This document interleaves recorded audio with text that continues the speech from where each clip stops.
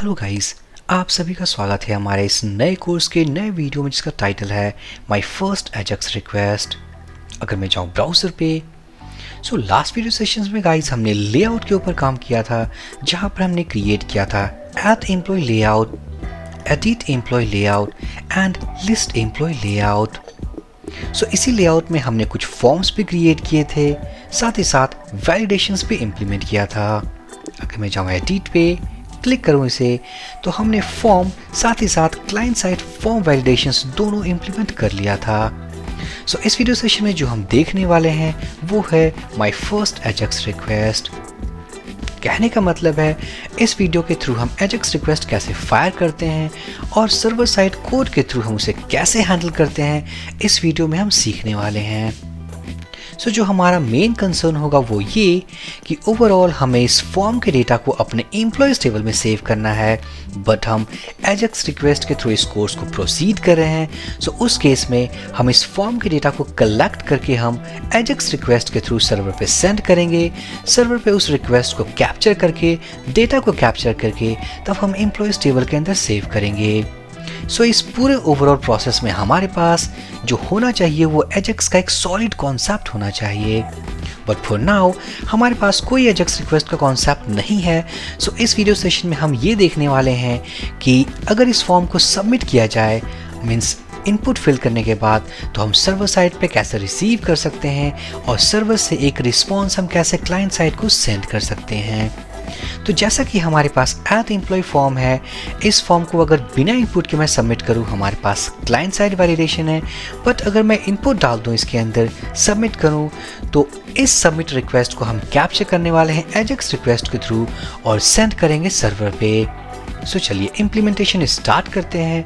मैं जाऊंगा एडिटर पे। ये है हमारा index.php जो कि मेन लेआउट है। इसी लेआउट में हमारे पास list employ, add employ model और एडिट एम्प्लॉय मॉडल सारा कुछ लिखा हुआ है। साथ ही साथ लास्ट वीडियो में इसके जावास्क्रिप्ट कोड को हमने सेपरेट किया था अपने एक फाइल से कॉल्ड script.js फाइल। हम इस फॉर्म के ऊपर काम करने वाले हैं ऐड एम्प्लॉय। यहाँ पर जाऊंगा मैं index.php पे, आप देख सकोगे हमारे पास ऐड एम्प्लॉय मॉडल है। इस मॉडल में हमारे पास एक फॉर्म भी है जहां पर दो एट्रीब्यूट्स हैं, एक एक्शन एट्रीब्यूट और एक आईडी एट्रीब्यूट। अगर आपको याद हो तो हमने इस आईडी के बेसिस पे, अगर मैं ओपन करूं script.js, अपने उस फॉर्म आईडी के बेसिस पे हमने client side form validation implement किया था और वो थी हमारी वैलिडेट मेथड। इसी वैलिडेट मेथड के अंदर हम सबमिट हैंडलर नाम का कॉल बैक फंक्शन यूज़ करने वाले हैं, जो कि एक प्रॉपर्टी है अपने वैलिडेट ऑब्जेक्ट का। उस सबमिट हैंडलर के थ्रू हम एजेक्स रिक्वेस्ट को इनिशियलाइज करेंगे, सर्वर पे अपने रिक्वेस्ट को सेंड करेंगे और सर्वर से रिस्पॉन्स को गेट करेंगे। इस वैलिडेट मेथड के अंदर सबसे पहले मैं एक ऑब्जेक्ट डिफाइन करूंगा, इट मींस कर्ली पेयर्स, और इसके अंदर हमारी फंक्शन होगी कॉल सबमिट हैंडलर। ये कॉल बैक फंक्शन है। इस फंक्शन के अंदर हम jQuery के एजेक्स मेथड को यूज़ करने वाले हैं और उस एजेक्स मेथड के अंदर हम एक ऑब्जेक्ट क्रिएट करके कुछ पैरामीटर्स और प्रॉपर्टीज पुट करने वाले हैं। जो सिंटैक्स है $.ajax, ये एक मेथड है। साथ ही साथ अब हम इसके अंदर डिफाइन करने वाले हैं एक ऑब्जेक्ट सिंटैक्स।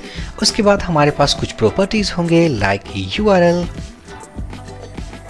नेक्स्ट होगा हमारे पास टाइप, उसके बाद हमारे पास डेटा और फाइनली होगा हमारे पास एक सक्सेस। इसके अलावा भी हमारे पास काफ़ी सारे पैरामीटर्स हैं, मीन्स प्रॉपर्टीज़ हैं, बट हम उन प्रॉपर्टीज़ के बारे में डिस्कशन नहीं करने वाले। हमारे लिए जो काम के हैं वो है URL, टाइप, डेटा और सक्सेस। ये सक्सेस एक कॉल बैक फंक्शन है। ये कॉल बैक फंक्शन तब एग्जीक्यूट होती है जब हमने एजेक्स रिक्वेस्ट को इनिशिएट किया, सर्वर पर रिक्वेस्ट को सेंड किया और जब सर्वर ने रिस्पॉन्ड किया हमारे रिक्वेस्ट का, वहाँ से कोई आउटपुट आई तो हम उसे रिसीव अपने इस सक्सेस ब्लॉक के अंदर करेंगे। यहाँ पर इस कॉल बैक फंक्शन के पास हमारे पास एक वेरिएबल होगा कॉल रिस्पॉन्स, और अगर मैं कहूँ console.log रिस्पॉन्स, इट मीन्स कि हम अपने रिस्पॉन्स को अपने कंसोल विंडो के अंदर प्रिंट करेंगे। सो जो फर्स्ट प्रॉपर्टी है हमारे पास URL।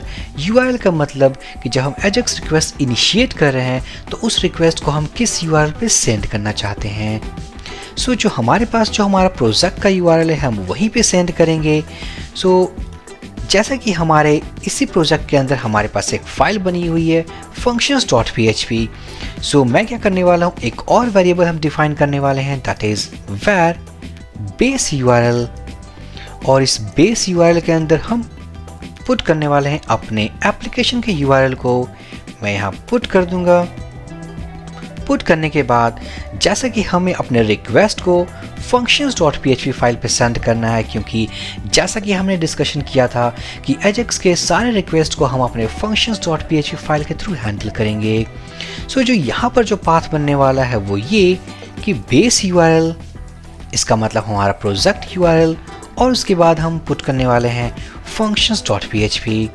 अगर मैं जाऊँ एप्लीकेशन के फोल्डर स्ट्रक्चर में तो हमारे पास ये functions.php है। अभी फ़िलहाल हमारे पास कोई लाइन ऑफ कोड नहीं है, बट इस फाइल के थ्रू, इसके कोड के थ्रू हम अपने AJAX रिक्वेस्ट को प्रोसेस करने वाले हैं। So base URL functions.php type equals to post. आप यहाँ पर पोस्ट रिक्वेस्ट यूज़ कर सकते हो या गेट रिक्वेस्ट यूज़ कर सकते हो। अब क्वेश्चन ये है कि हम पोस्ट रिक्वेस्ट कब यूज़ करेंगे या गेट रिक्वेस्ट कब हम यूज़ करने वाले हैं। सो अगर हम AJAX के साथ अपने डेटा को सेंड करना चाहते हैं सो उस केस में हम यूज़ करेंगे पोस्ट रिक्वेस्ट। बट वही अगर मैं बात करूं कि हमें अगर डेटा को गेट करना हो, जैसे कि फॉर एग्जांपल एम्प्लॉय लिस्ट हमें सर्वर से रिसीव करना हो, सो उस केस में हम यूज़ करेंगे गेट रिक्वेस्ट टाइप। सो यहाँ पर एक AJAX के एक सिंपल डेमोन्स्ट्रेशन को हम देख रहे हैं। सो मैं यूज़ करने वाला हूँ गेट रिक्वेस्ट, और डेटा हम कोई सेंड नहीं करने वाले हैं। सो इस केस में क्या करूँगा मैं, ये हमारा डेटा वेरिएबल एम्प्टी होगा। अब हम इस functions.php फाइल के अंदर जाएंगे, साथ ही साथ एक var form data, और यहाँ पर करने वाले हैं एक्शन इक्वल्स टू, अगर मैं कहूँ test_AJAX। इस पैरामीटर को हम अपने functions.php में रिसीव करेंगे ताकि हमें ये पता लग जाए कि हमने जो एक्शन इनिशिएट किया है वो test_AJAX है, ताकि अगर हमने इंसर्ट क्वेरी अपडेट करनी हो, मीन्स इंसर्ट मेथड पे काम करना हो, वहाँ पर हमारा एक्शन अलग होगा। अगर अपडेट पे काम करना होगा हमारा एक्शन अलग होगा। सो एक्शन के वैल्यूज़ के बेसिस पे हम ये डिफ्रेंशिएट कर पाएंगे कि ये रिक्वेस्ट किस पर्पस से है। सो इस फॉर्म डेटा को हम सेंड करेंगे अपने डेटा वेरिएबल, क्योंकि ये डेटा है। सो ये रही हमारी फॉर्म डेटा। अब मैं जाऊंगा functions.php फाइल। सो हम इसे ओपन करने वाले हैं, PHP टैग।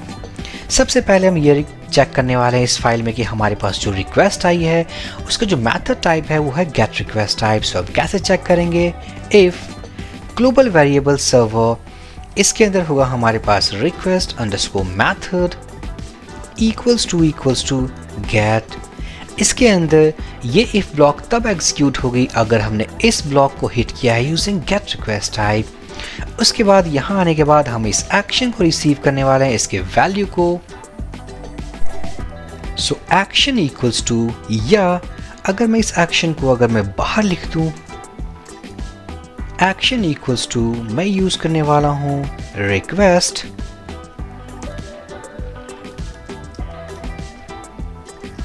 एक्शन।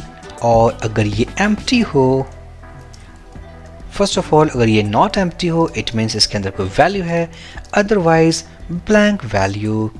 सो मैं चेक करने वाला हूं अगर एक्शन हमारे पास, if action equals to test_AJAX, मैं इसे कॉपी करूंगा और हम चेक करने वाले हैं अगर हमारा एक्शन अगर test_AJAX हुआ, इसका मतलब ये एक फॉर टेस्टिंग पर्पस।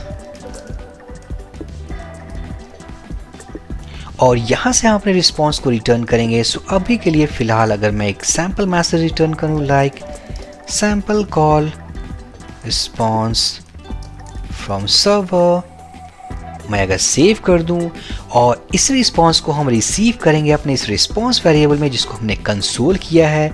अगर मैं सेव कर दूं, ब्राउज़र पे जाऊं, रीलोड करूं, और एक और बात यहाँ पर जो हमने एजेक्स रिक्वेस्ट फायर किया है, मीन्स जो अपना लॉजिक जो इम्प्लीमेंट किया है वो है हमारे सबमिट हैंडलर के अंदर, और ये तभी फायर होगी जब हमने सक्सेसफुल तरीके से सारे इनपुट्स में वैल्यू फिल कर दिए हैं और उन पे हमने सबमिट किया है।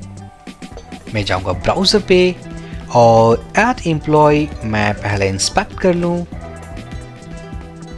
अब हम जाएंगे अपने कंसोल टैब पे, कंसोल। इसके बाद अगर मैं कोई वैल्यू फिल नहीं करें, हमारे पास वैलिडेशन है। अब अगर मैं कोई वैल्यू फिल कर दूं,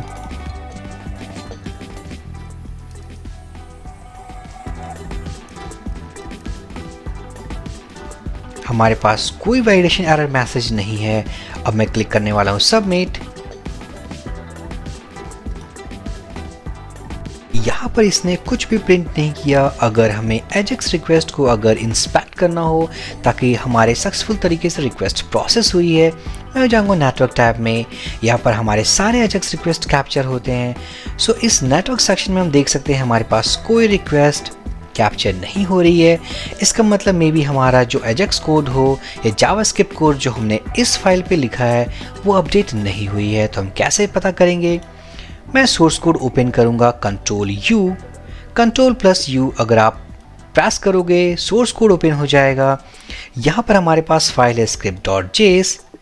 अब हम देख सकते हैं हमारे इस फाइल में वो कोड अपडेट नहीं हुआ है जो हमने लिखा है, तो हम इसे हार्ड रिफ्रेश करने वाले हैं। सो Ctrl+F5।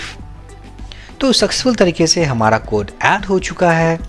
जो प्रीवियस कोड था मे बी कैशे इशू की वजह से वो अपडेट नहीं हुई थी।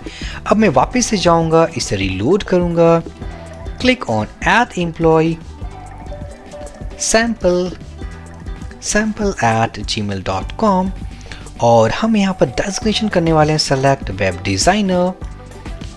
मैं इसे सबसे पहले क्लियर कर लूँगा अपने नेटवर्क टैब को, क्लिक ऑन सबमिट। अभी भी हमारी एजेक्स रिक्वेस्ट फायर नहीं हुई है। मे बी हमें एक और बार रिलोड करना पड़ सकता है। मैं इसे हार्ड रिलोड करने वाला हूँ। अब क्लिक करने वाले ऐड एम्प्लॉय, नेटवर्क टैब के अंदर जाऊंगा और यहाँ पर पास करने वाले हैं डेटा, डेजिग्नेशन वेब डेवलपर। अब मैं सबमिट बटन पे क्लिक करने वाला हूँ, मैं क्लिक करूँगा।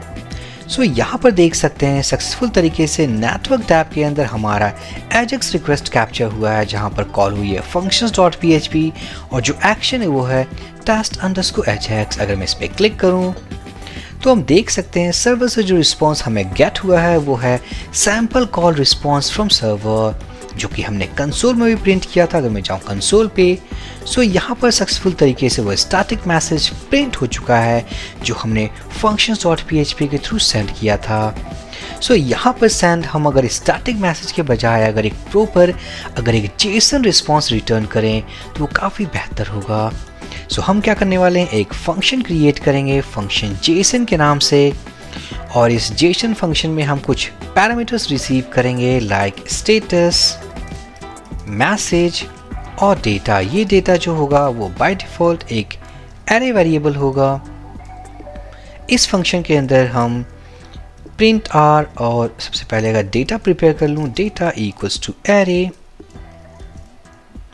इस एरे के अंदर होगा हमारे पास status equals to status, message equals to message और डेटा इक्वल्स टू डेटा। अब हम नेक्स्ट क्या करने वाले हैं, print r equals to data, और सिंपल प्रिंट करने के बजाय अगर मैं जेसन इनकोड करके प्रिंट करूं ताकि हम रिस्पॉन्स सेंड कर सकें, और डाई। उसके बाद हम इस जेसन फंक्शन को कॉल करेंगे अपने उस रिस्पॉन्स के लिए। सो मैं इसे कॉपी करने वाला हूँ। इस स्टैटिक रिस्पॉन्स को रिमूव करके मैं कॉल करूँगा जेसन, और इसके अंदर स्टेटस इक्वल्स टू 1 पास करने वाला हूँ। इसका मतलब पहला value status equals to 1, comma, और मैसेज में हम पास करने वाले हैं फर्स्ट एजेक्स रिक्वेस्ट प्रोसेस्ड।